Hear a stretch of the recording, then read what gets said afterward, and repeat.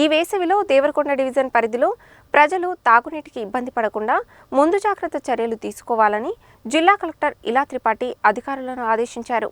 గ్రామాలు, మున్సిపల్ కాలనీలలోని చివరి ఇండ్ల వరకు తాగునీటి సమస్య రాకుండా చర్యలు తీసుకోవాలని చెప్పారు.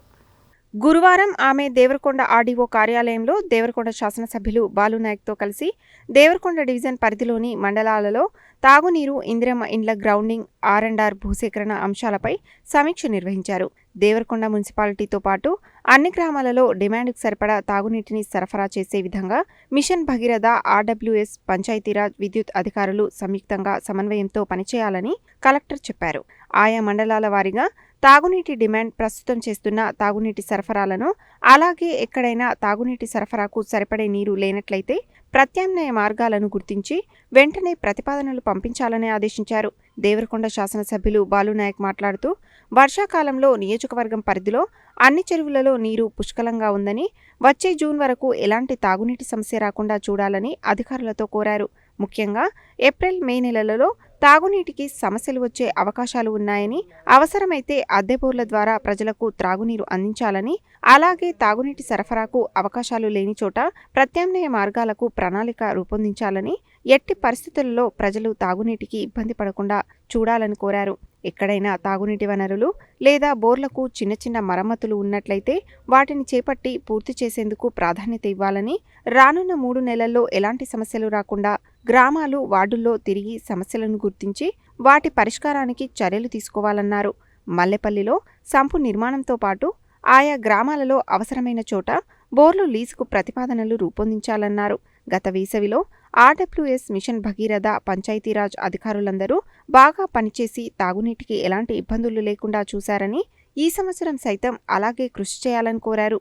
కొన్ని గ్రామాలలో తాగునీటి ఫ్లో వాల్వ్స్ను తొలగిస్తున్నట్లు తమ దృష్టికి వచ్చిందని, దీనివల్ల తాగునీరు వృధా అవుతుందని, దీనిపై గ్రామాలలో ప్రజలకు అవగాహన కల్పించాలని, ఒకవేళ ఎవరైనా బలవంతంగా వాల్వులు తీసినట్లయితే కఠిన చర్యలు తీసుకుంటామన్న హెచ్చరికను తెలియజేయాలని జిల్లా కలెక్టర్ ఇలా త్రిపాఠి హెచ్చరించారు. ఇందిరమ్మ ఇండ్ల గ్రౌండింగ్పై సమీక్ష సందర్భంగా జిల్లా కలెక్టర్ మాట్లాడుతూ, సైట్ క్లియర్గా ఉన్న చోట తక్షణమే ఫోటోలను తీసి పంపించాలని, ఏవైనా సాంకేతిక సమస్యలు వస్తే తమ దృష్టికి తీసుకురావాలని, ఇందిరమ్మ ఇండ్ల పనులు ప్రారంభించే ముందు మార్కింగ్ చేసి సంబంధిత శాసనసభ్యుల ద్వారా ప్రారంభించాలని ఎంపీడీఓలను ఆదేశించారు.